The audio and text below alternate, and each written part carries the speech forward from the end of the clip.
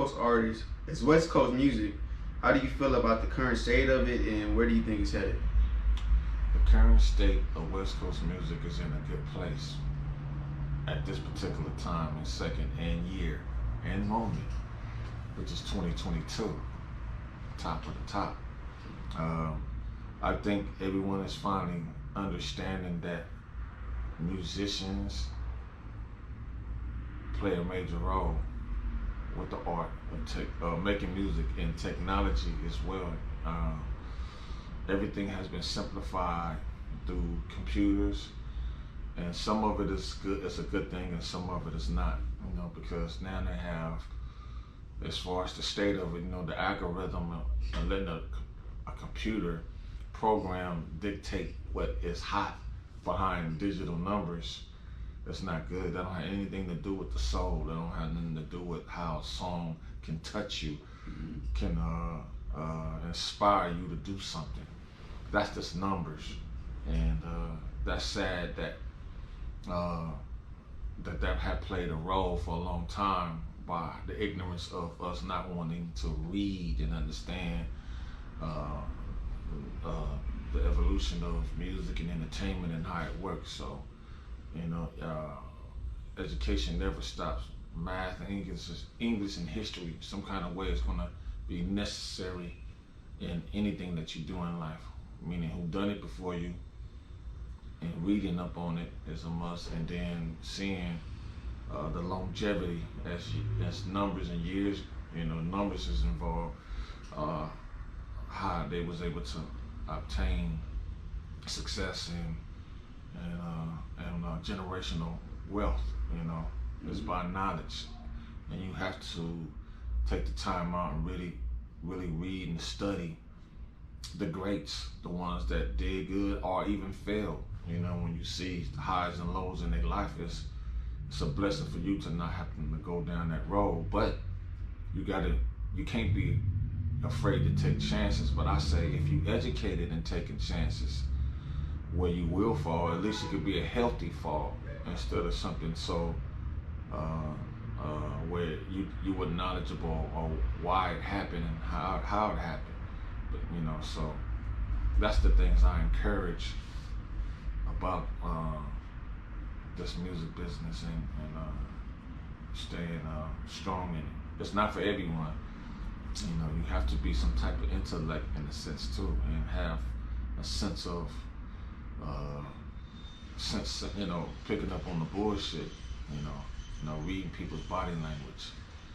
So when someone is trying to tell you something, it's because they've been down that road. They just want to give you all the tools so you have a strong sense of catching, the right vibe or the wrong vibe, so you know what to do with it and keep your poker face when you see the bullshit instead of being mad. But if you don't know and you're putting all your faith into something you're not educated about, they're gonna catch you off guard, catch you out of character, and then next thing you know, you're gonna be problematic to the situation. You'll become a liability instead of an asset.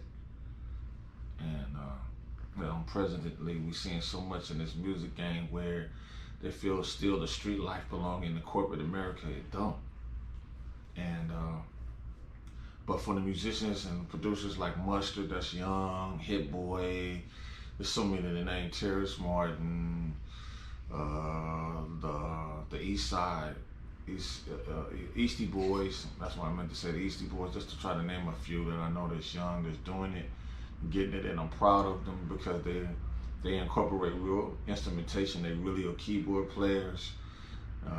Some of them are reading. I love what Mustard did and having a great experience with Terrace Martin and Lorenz Dobson from 1500 to Nothin, and that he's seen the musician side of things that really make this music go. I used to always see him with just a laptop and the new styling era how we produce, but then he changed and he started having a bunch of keyboards in the room and other instrumentation, and you could hear it through his music, and he finally got it and found him an artist and brought him an artist, and they really made him a whole house name producer. And that's how you do it. He came from the best, he learned from the best.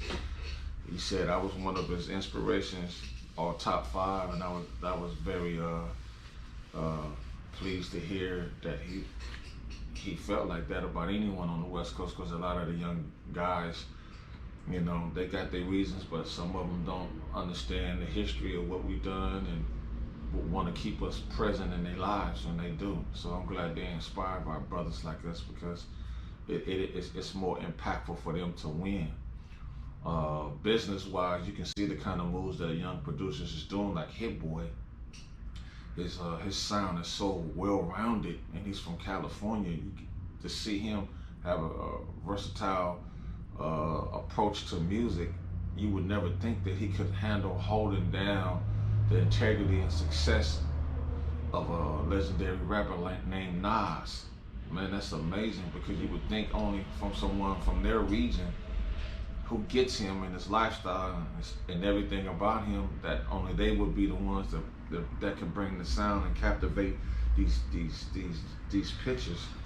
But our dude proved them wrong. He on his 3rd album that's out right now. That's amazing, and that should be inspiring to any producer or beat maker that want to come up in this game.